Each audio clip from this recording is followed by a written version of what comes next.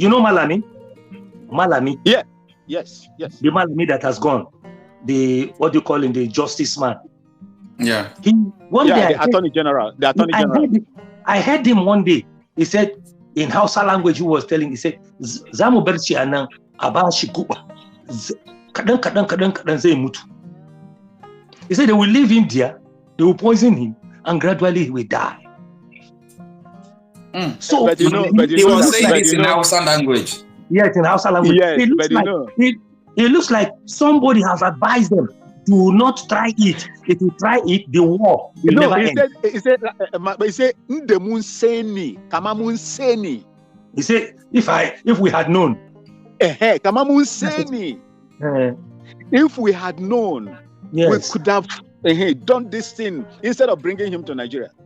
And I told you that they could have done it, but God took away. Nnamdi Kanu is not just an ordinary person. It's a man that has found favor in the eyes of God. Good morning, everyone. Today is Thursday, the 23rd day of October, 2025. Yesterday was 22nd, and I was not online throughout yesterday. And thanks to so many of you that sent me messages, I appreciate that. And I think what most people were curious about and people were asking that yesterday was that they saw a news that is trending that Nnamdi Kanu want to subpoena Sanwo-Olu, Wike, all these people to court to stand as witness. So a lot of people were curious, how can this government, both serving and retired officials, will come and testify for Nnamdi Kanu? How is it possible? So, Nnamdi Kanu calling these people, you should understand the purpose why he want them to come to court to testify. Let me give you an example. In the issue of Sanwo-Olu, subpoena, Sanwo-Olu is a governor of Lagos State. And you know that one of the issues that the federal government brought against Nnamdi Kanu is the issue of EndSARS, that Nnamdi Kanu was the one who masterminded and instigated violence against Lagosians and Lagos properties during the EndSARS. But as you can see, there was a panel, a judicial panel of inquiry, investigation that was carried out about EndSARS. They never mentioned Nnamdi Kanu. They've never linked the EndSARS to Nnamdi Kanu. And people who organized the EndSARS protest, they posted it that they organized the EndSARS protest. So why is the federal government team linking the EndSARS to Nnamdi Kanu? So I think that is one of the most important reason why Sanwo-Olu will be brought to court to answer some questions. Now, secondly, on the part of T.Y. Danjuma, it's no longer news that Kanu have been accused of setting up the Eastern Security Network without a legal backing.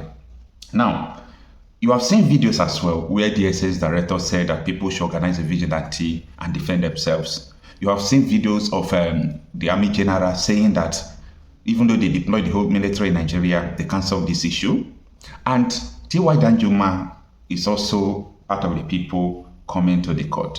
The video of T.Y. Danjuma trended, where he said that the military and the police are colluding with the armed bandits to commit ethnic cleansing against the people. So T.Y. Danjuma did not say it was every now and even last year. T.Y. Danjuma, in his old age, was insisting that yes, everybody must defend themselves. So such a powerful military personnel, even though retired, who was #1 military man in Nigeria, if he asks people to defend themselves, people should defend themselves. So T.Y. Danjuma is expected to come and explain more things, more details, how the military and police are colluding to commit ethnic cleansing against the people. All right. Note that T.Y. Danjuma was not challenged. He was not tried for what he said. So it is assumed that what he said is true, and we all know that this is true. Then, on the part of Malami, Malami was the Attorney General of the Federation and Minister of Justice under Buhari. Malami, who told them that they made a mistake to extradite Nnamdi Kanu. He allegedly said that they're supposed to have killed Nnamdi Kanu in Kenya.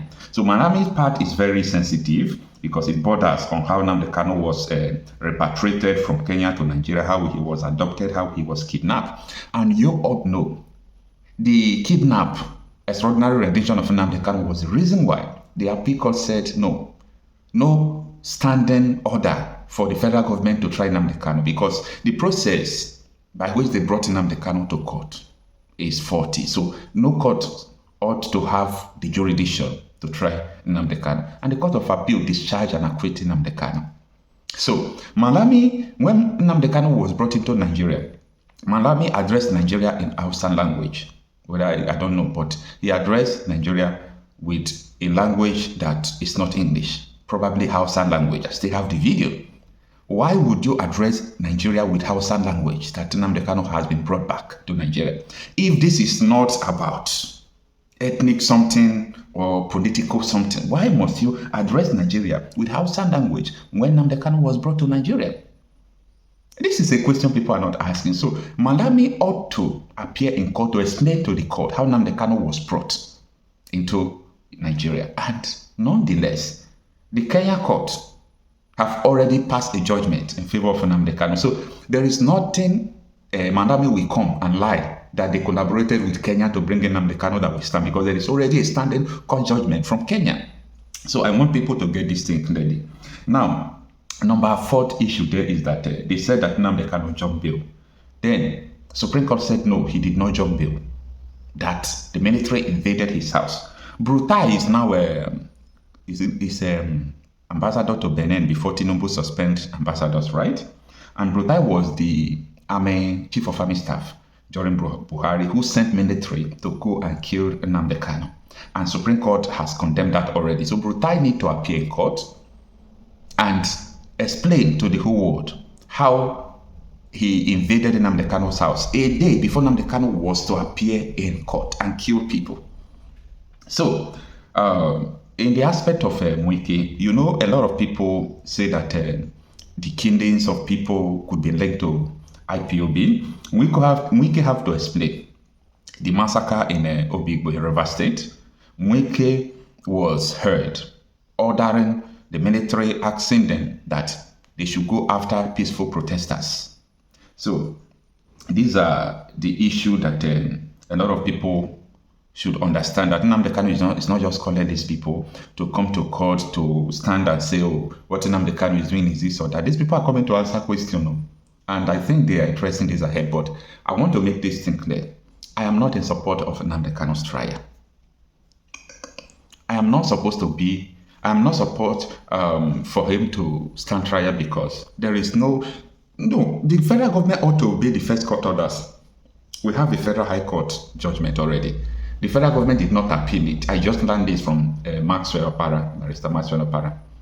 A Federal High Court judgment that discharging Nnamdi Kanu is standing. And federal government is still in Federal High Court trying Nnamdi Kanu. Apiko has also acquitted him. So this is a judicial rascality, if I may say, and it is making mockery of more and more of Nigerian system. Now, if these people did not come to court, if there is a subpoena issued that these people should come to court to come and, answer questions like Nnamdi Kanu has called them up. The court will issue a subpoena. Subpoena is like an order of mandamus compelling you to come. And when you fail to come, you risk arrest. Okay? An arrest warrant might be issued by the court. You might be detained, you might go to jail. And if you did not come, it will now be a more and more advantage to Nnamdi Kanu's legal team, because they will now, say something on your behalf. They'll say, okay, this is the reason why we were calling this man. This man says so, and you are not there to defend yourself because you refuse to come. In court, we agree on that. Don't forget that I'm not in support of Nnamdi Kanu's trial. I'm not in support at all. So whatever they are doing, Nnamdi Kanu knows why he wants to stand trial. The legal team knows better. I'm not a lawyer, so they knows better why they want to stand trial and so on and so forth. But if you ask me, I will tell you that I am not in support that Mazi Nnamdi Kanu should stand trial, because there are a lot of court judgments that they ought to have obeyed first. If they do not obey the first, second, third, fourth court orders, they did not obey UN resolution on Nnamdi Kanu, they did not obey subsequent ECOWAS court and so on and so forth. Who told you that federal government is going to obey this Omotosho judgment? Do you think that the federal government will respect Omotosho or respect Federal High Court? They will not. So, for a lot of you who are saying that Nnamdi Kanu should stand trial, they should stand trial, you are not even saying that federal government should obey court orders. Nnamdi Kanu has been standing for trial. There have been series of court judgment in his favor. Let federal government obey those court orders. You understand? There are 2 federal high court judgments now that federal government did not appeal. They bullshit the judiciary. But people fail to understand this reality, and that is why it's important that we come and explain to the people what is going on. Let me know what you think about this. What were these same people saying when Bello Turji is busy rampaging in the northeast and the northwest and is mollycoddled and met by different levels of traditional rulership and even the so-called constituted authority? Local government chairmen are sitting down. Nigeria has created a situation where there seems to be 2 parallel justice systems. How do you tell somebody to keep exercising patience with a judicial system that would appear to be obeyed only when it does as it is told by the executive? The optics does not make for this argument about the existence of a court process. What happened to the court processes in relation to real bandits, terrorists who have taken Nigerians hostage, killed them, even in their worship centers? How do you have this conversation about having one subject itself to a justice system that is manifestly unjust and incapable of delivering justice, while telling the other one to ignore the fact that there are worse criminals, even in terms of crime, that are being ignored? It is the double standard that makes this argument difficult to stomach. There is a judicial system, quote and unquote, but that judicial system is completely blind to the crimes of one, and in the other one, you find a dissonance that suggests that, okay, so it's okay to treat this one like this, but it's fine to treat the other one in that manner. It is the uneven scale that makes this argument inequitable to even present in the first place. If everybody are treated the same, then we can have this discussion. But in a situation where it is clear, if it is so nauseatingly clear, it is difficult to even have a rational argument where one is saying that, oh, there is a justice system to which Nnamdi Kanu must be subjected, but that justice system, it is gagged, it is blindfolded, it is handcuffed in relation to others. That is not a position I'm able to argue. And in any case, who says we can't walk and chew gum at the same time? It is the inalienable right of those who are truly citizens to protest and show their discontent to their rulers. I don't believe that those who protested have done anything wrong. If anything, I think the Nigerian state is advertising serious double standard that is not sustainable. What do you think this government is scared of? Do you think are the concerns or worries of this government? Because you've talked about this also working politically for it to be released. This would be a major political point for this government. So what are your thoughts about the government's fears? Well, I think it is easy to elicit the truth when you look at the objective realities. October 20, 2020, Nigerians were protesting peacefully, waving flags, singing national anthem. They were murdered in cold blood. That is the response of the Nigerian state to those demanding to be treated as citizens. The entire protest was end SARS. SARS was the brutal, and it remains the brutal arm of the Nigerian government in enforcing impunity in Nigeria. But the state did not address this concern. Instead, it murdered those who were demanding to be treated as citizens. Every time Sowore and his cohorts come out to protest something or the other, you see the Nigerian police in full force, always ready to murder, to kill, to maim, every time Nigerians demand to be treated as citizens. But when you look at this way, the same Nigerian state treats bandits, quote and unquote, terrorists, Fulani militia, murdering Nigerians in the full glare of everyone, you see complicit silence by the state. So it's easy to say what the Nigerian state is scared of. The Nigerian state is scared of being subjected to the rule of law and being accountable to its victims. The only time you see the Nigerian army and police flex muscles is when people are demanding to be treated as citizens. Those who bear arms against the Nigerian state, who murder citizens in their beds, in their homes, on their farms, nothing ever happens to them.